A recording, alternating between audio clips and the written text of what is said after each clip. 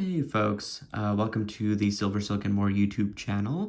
My name is Nilay Patel and I'm going to be walking you through how to make a special pair of earrings that I have in mind. I'm actually going to sketch out the design, show you what one of the earrings looks like, and I'm going to put one together for you to complete the pair. So I just want to say that if you guys love what I do, have seen some of my videos, but haven't quite yet hit the subscribe button, please do and tell your friends about it. Share the video, share the wealth of knowledge. We're always here to inspire and create together, and I absolutely love doing these for you guys. Okay, so we're in the fall season and we are close to Halloween, but I kind of wanted to glam things up a little bit while still keeping in the season. So I thought, wouldn't it be fun to make a pair of earrings that look like illuminated pumpkins? So what I had in mind is that I've got a large decorative bead that has these cool little divots in it. Kind of resembles a pumpkin. And what I wanted to do was take galaxy wire, which looks like a large net. It is pre-knitted wire, comes in a hollow format. It's about 8 millimeters in diameter, and my bead is a pretty good size, but it actually does fit over it pretty well. But I wanted to encase it because the wire is going to add a lot of luminosity to the matte bead that I have in mind. Then what I'm going to do is I've got these really great end caps. So I kind of wanted to make sure that my wire is not only secure, but it adds a little decorative touch to it. So we'll put one at the top and the bottom. And what I thought is I've got this really cool vintage leaf. So we can probably put it there. And then I'm going to show you how to make some wire curls that kind of looks like the vines of a pumpkin. And then all to finish it off with a little bead here at the top and then our earring hook. So what I've done is I've actually completed an earring already. So it looks like this, which came out exactly like I had envisioned. I did sketch it prior to actually making it, and then I sketched it for you again for this video just to see what my thought process was. But I think this is going to make a really fun design, a cool new technique, really easy to do. So without further ado, we're going to shift some stuff around. I've got my stuff laid out on a board all ready for you guys. And let's move our earring that's finished over here on this side so you can see what we're doing as we're making it. Alrighty, so as I mentioned earlier from the sketch, I'm going to be using a decorative bead that looks like this. It's got these beautiful little bumps in it. This did come from Jesse James Beads, in case you're wondering where to find it, in a perfect orange color.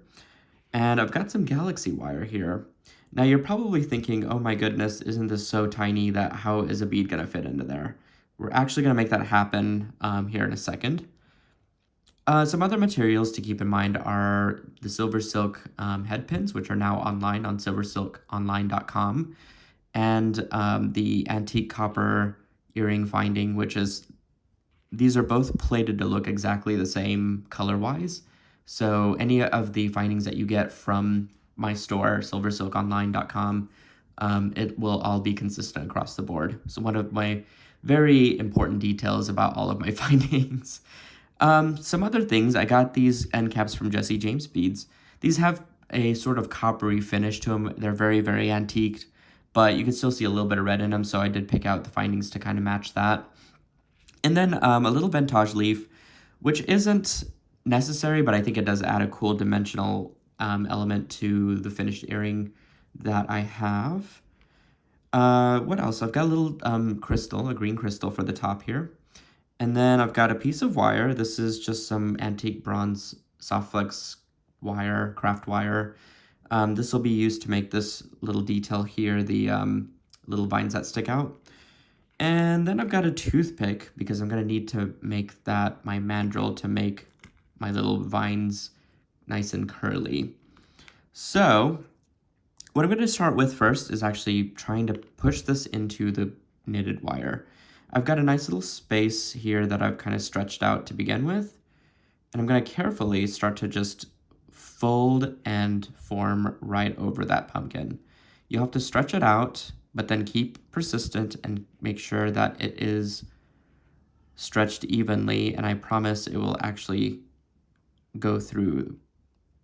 As you can see, I'm still working with it, and I'm about halfway in. So you just kind of work around and around. You're really going to get a lot of bang for your buck with this particular technique.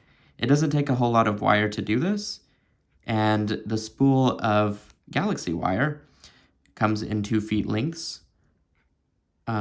This is the Apollo color.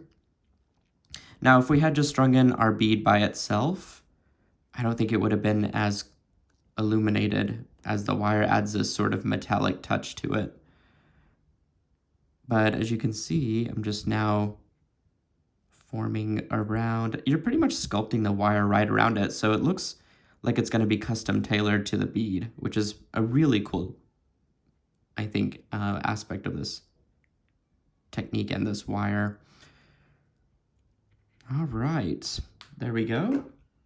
As you can see, that was pretty easy. So I'm just going to now trim a couple of knits below the bead here. And I'm just going to go and work my way around and around, just like that. Oop, missed one. Gotta take that out. Clean up my board here. All right, so I've got a little bit left out here, so I'm just going to go ahead and push that in, just like that. Get it nice and formed to the bead here. So you could see instantly I've got this really fun texture to a bead that would have otherwise just been a solid color. It wasn't not beautiful to begin with. We just added a little bit of extra to it. Now what I'm going to do is take my smaller bead cap. I'm going to string it onto my head pin. And just go ahead and string on my bead. So you can see that the end cap works for 2 different things. It adds a nice aesthetic touch here at the bottom, just a little bit of detail, and then it also hides the ends of the knitted wire. So very important to keep all of that in mind. All right, I'm going to add in my top end cap, and now I can make my curly Q and add in my leaf. So for my leaf, I'm going to actually take the top part and just give it a kind of a bend downward so that it'll stack right on top of my pumpkin there. And I need to add in my curly Q. So here's where you'll need your toothpick and a piece of wire. What I'm going to do first actually is curl the wire in because I don't want to get it stuck anywhere. And that'll sort of give me an anchor to wrap this around. I'm just going to do a couple loose curls. You don't have to be perfect with this at all. The point is just to make it nice and tiny wraps there. So now what I can do is actually take this end and I want to secure it so that make sure it doesn't tug on anything later on. But I'm just going to do a little curly at the end there. Same thing on this side. We did do a curly already, so I think we're good. Maybe just fixing it a little bit so it's curled in just like that. And then what you can do is kind of bend this in half, and what I want to do is make a loop. So I'm just going to actually kind of take and twist that, and you can see that my vine is ready to go. I've got a little loop there that I'm just going to actually string it right over my pumpkin. And then I'm going to add in my bead. And now I can create a wire wrap loop here at the top. So I'm going to just press this down at a 90-degree angle, that little piece of wire there. I'm going to pick it up with my round nose pliers, insert it in, sculpt around with my finger. You need to probably lift off of the loop there to get it readjusted, and then continue to work your way around, and you should have this great little round loop.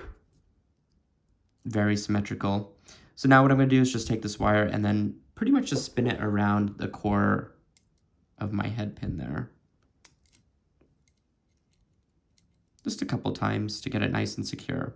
I don't think you need to do this, but it does add a little bit of an extra design element that I think works really well for this.